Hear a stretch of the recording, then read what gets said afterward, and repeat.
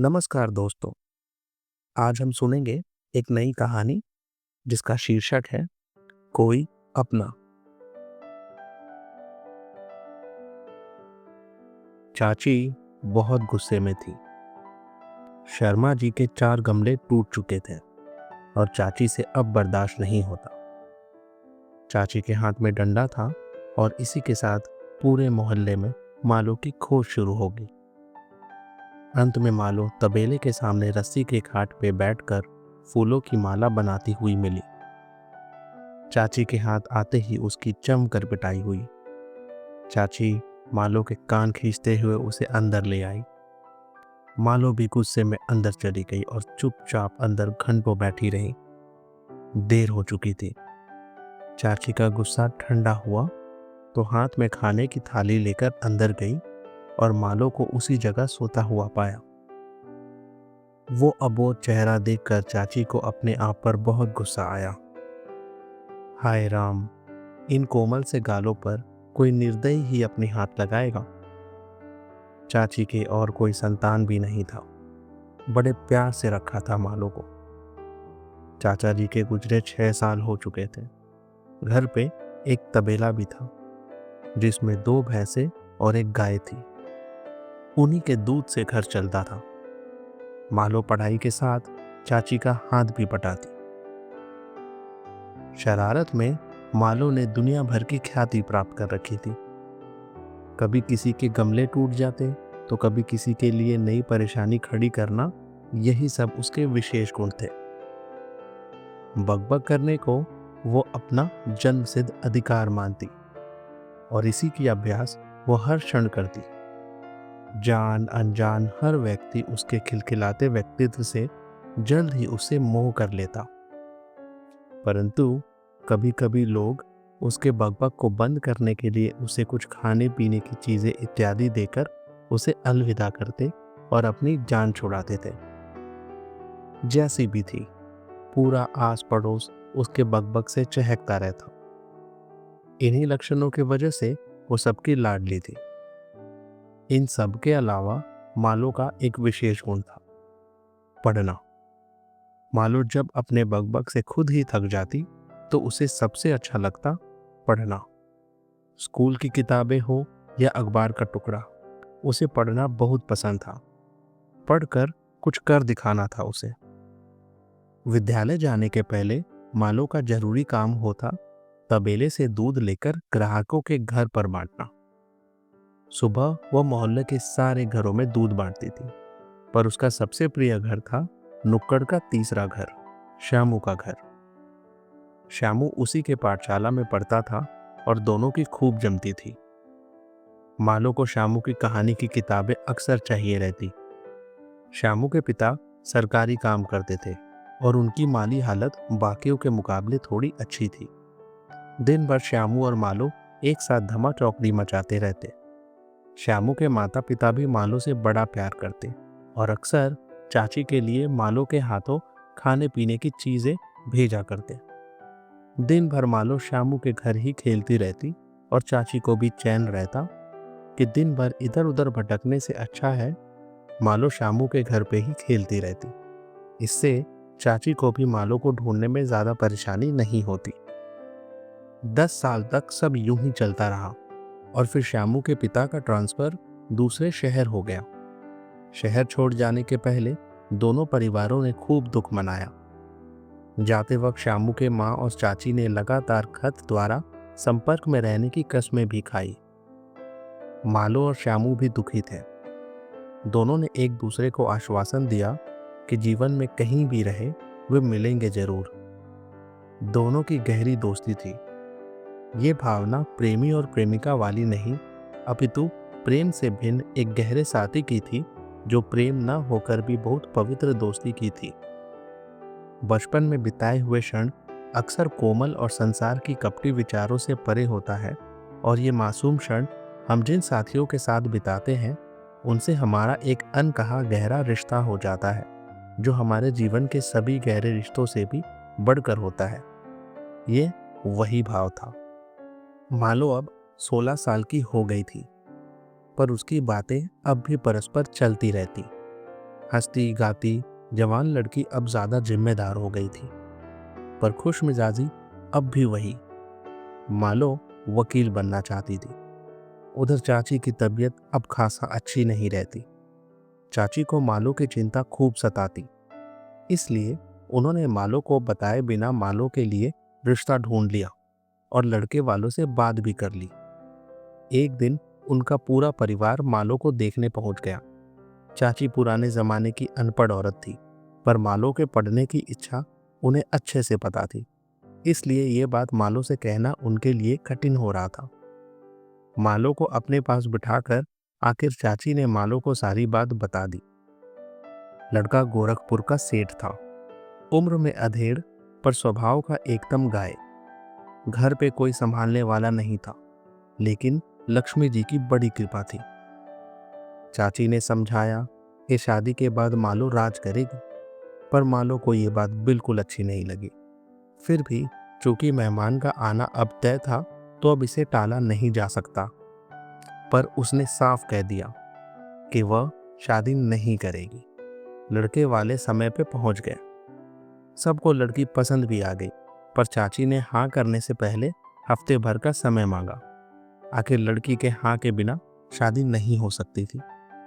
लड़के वालों के चले जाने के बाद चाची ने मालो को फिर समझाया, लेकिन मालो को भड़कता हुआ देखकर चाची ने बात वहीं दबा दिया और सोचा जब उसका गुस्सा शांत होगा तब यह बात फिर छेड़ी जाएगी। लेकिन बातों बातों में चाची ने भी मालो को इसे अपनी आखिरी इच्छा बताकर कह दिया था कि मरने के पहले वो मालो की शादी इस घर में देखना चाहती है। इसमें चाची की भी गलती ना थी। चाचा जी के चले जाने के बाद उनके जीवन राम भरोसे ही चलती थी। अब भैंस भी एक ही बची थी और चाची के दोनों पांव कब्र में लटक रहे थे। ले देकर यही एक रिश्तेदारी बची थी जहां निश्चिंत होकर लड़की दे सकती थी।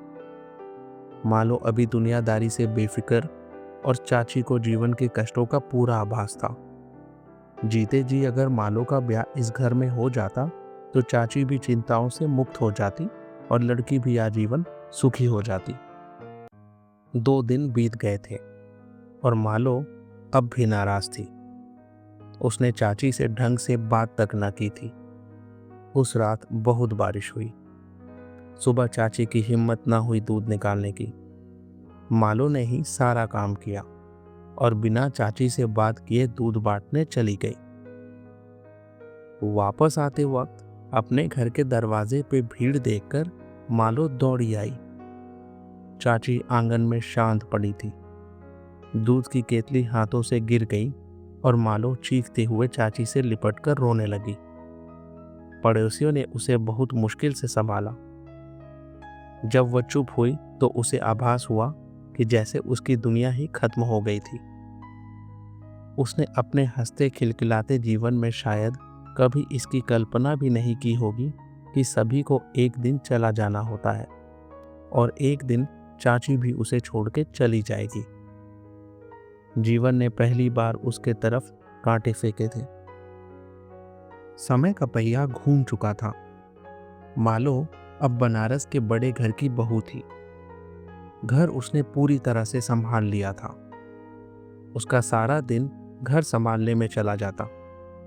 घर बड़ा था पर रहने वाला कोई नहीं। न कोई रिश्तेदार आते न कोई मेहमान।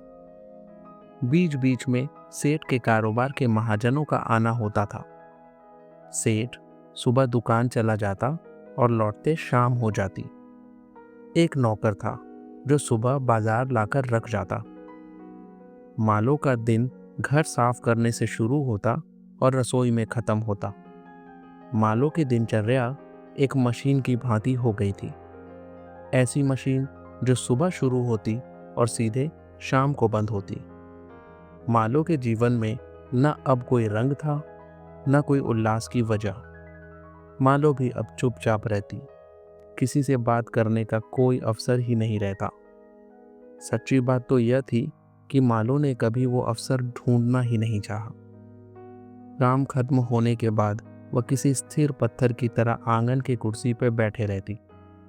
भगवान ही जानता होगा कि वह क्या सोचती रहती। सेठ भी अपने व्यापार में व्यस्त रहता, कोई कमी ना रखी थी, पर वक्त देना उसके हाथों में नहीं था। बड़ा सा घर हवाओं से टकराता रहता और मालो बैठे उन पत्तों को उड़ते देखती जो आंगन के पीपल से बह के उसके पास आ जाते। शायद उन पत्तों को भी उस फूल से कोमल चेहरे को इस कच्ची उम्र में इतना उदास देखकर दया आ जाती और वे टूट कर जैसे मालो को झकझोरना चाहती हो, पर मालो को कुछ नहीं रुझाती। हाँ, उसे बीच बीच में चाची की याद रुला जाती और क्षण भर के लिए वह आंसू उसे जीवित होने का एहसास दिलाते थे। 6 साल बीत चुके थे। सेठ जी सुबह जल्दी दुकान निकल गए थे। जाते वक्त मालो को बता रखा था कि दूसरे शहर से बड़े सरकारी बाबू आने वाले हैं जो उनके व्यापार के कागजात का जायजा लेंगे। सेठ के बहुत मिन्नतों के बाद बाबू उनके घर पर ठहरने के लिए राजी हुए थे। अच्छी खातिर हो तो सेठ का काम आसान हो जाएगा। दोपहर को दरवाजा खटखटाने की आवाज आई।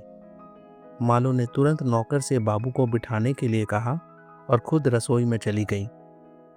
नौकर ने बाबू को उनके कमरे में बिठाया और मालो की बनाई हुई चाय भी परोसी। बाबू ने भी अपना सूटकेस और अपना अखबार पलंग के साथ लगे हुए टेबल पे रख दिया और खुद पलंग पे लेट गए। नौकर ने बताया कि थोड़ी देर में खाना लग जाएगा और सेठ शाम तक घर आ जाएंगे, तब तक वो आराम कर ले। नौकर के जाने के बाद बाबू ने सोना चाहा, पर जेठ की गर्मी में नींद कहाँ। उठकर हवा खाने और मन बहलाने पीछे के बरामदे में टहलने लगे। चूंकि हवेली बड़ी थी तो बरामदा भी वैसा बड़ा था और 3 कमरों से लगा था। एक ओर से दूसरे तक टहलने के लिए 20 से 25 कदम लगते थे। बाबू को टहलते हुए बरामदे के दूसरे छोर पर कागज के छोटे छोटे मुड़े हुए पन्नों का ढेर दिखाई दिया। इतने बड़े घर में भला कौन ऐसे कागजों के गेंदों का ढेर बना रखेगा। बाबू सोचते हुए कुछ पन्नों को हाथ से उठाकर देखने लगा। अजीब बात थी, कोई पन्ना अखबार का टुकड़ा था तो कोई किसी कहानी के किताब का फटा हुआ अंश। हर पन्ना एक दूसरे से भिन्न, बस सब में एक ही समानता थी, सब में कुछ न कुछ लिखा हुआ था। कुछ देर सोचने के बाद बाबू अपने कमरे में आकर बैठ गए। अच्छा खाना बनाने की जल्दी में आज खाना थोड़ी देर से ही बना। मालो को लगा बाबू नाराज ना हो जाए, वरना सेठ का बनता काम बिगड़ जाएगा। घर में शाही खाना शायद ही बनता, ना कोई रिश्तेदार आते, ना दोस्त, ना दिवाली की धूम रहती, ना होली का पर्व। बस काम की काम होती और हंसी खुशी और शोरगुल का कोई मौका कभी शायद ही इस घर में बना हो। सालों से ऐसा ही था। इस घर में पकवान बनना रेत में चमेली के फूल खिलने जैसा था। घर संपन्न था, पर संपन्नता भोगने की लालसा सबकी मर चुकी थी। काका ने खाना परोसा। बाबू को भूख लगी थी, इसलिए बिना देर किए ही जल्दी हाथ मुंह धोकर खाने बैठ गए। पकवान देखकर उनसे और रहा नहीं गया। खाना स्वादिष्ट बना था। वापस कमरे में लेटकर सोचते रहे कि ऐसे बेजान घर में आखिर कौन ऐसा स्वादिष्ट खाना बना सकता है। सोचते हुए बाबू सो गए। शाम को सेठ जी घर पे आए और बाबू के साथ गप्पे मारने लगे। उनकी बातें रात तक चली। ऐसा लगता था जैसे सेठ जी का काम आज बन ही गया था। रात का खाना भी परोसा गया और बाबू और सेठ जी ने साथ ही खाया। बातों बातों में पता चला कि खाना सेठ जी की धर्मपत्नी ने बनाया है। बाबू से रहा ना गया और जमकर सेठ जी से मालो के खाने की तारीफ करने लगे। सेठ को बस अपना काम बच जाने से मतलब था। रात हो गई थी। सेठ जी अपने कमरे में सोने चले गए। मालो भी अपने काम में व्यस्त हो गई। बाबू को नींद नहीं आई। सेठ से बातें होने के बाद उनकी जिज्ञासा और भी बढ़ गई थी। बाबू ने सोचा बरामदे में हवा होगी, जरा टहल लेने से शायद नींद आ जाएगी। ऐसा सोचकर बाबू भी बाहर टहलने बरामदे में चले गए। कमरे से निकलकर वे बरामदे में खड़े हो गए और सामने मैदानों से आते हुए शीतल हवा से उनको थोड़ी राहत भी मिली। बाबू अभी भी इस घर और उसके वातावरण के सोच में लगे हुए थे। तभी उनकी नज़र बरामदे के दाहिने छोर पे गई, जहां सुबह उन्होंने पन्नों का ढेर देखा था। उस कोने में एक औरत लालटेन लिए बैठी थी। चांद की रोशनी उस बरामदे को उजाला कर रही थी, पर बाबू को भी पता था कि लालटेन का मतलब था कि किसी को पढ़ने की आवश्यकता होगी, और हो ना हो उसी ने वो पन्नों के गेंदों का ढेर लगाया था। बाबू खुश होकर बढ़ने लगे कि आखिर कुछ तो समाधान मिला इस घर के पहेलियों का। बाबू ने 6-7 कदम ही लिए होंगे कि उनसे और आगे बढ़ा न गया। हर कदम के साथ मालो का चेहरा साफ होने लगा और बाबू के कदम भी भारी होने लगे। जितना भारी कदम होता जाता, उससे ज़्यादा भारी उनका दिल। मालो को ऐसी हालत में देखने की कल्पना शामू ने कभी न की थी। दिन भर किताबों और नॉवेल पढ़ने वाली वो प्रतिभाशाली लड़की, जिसमें भविष्य में कुछ कर दिखाने की भरपूर अभिलाषा थी, वो आज एक अनजान शहर के बंजर मकान के किसी कोने में फटे हुए कागज़ के टुकड़े पढ़ के अपने दिन बिता रही थी।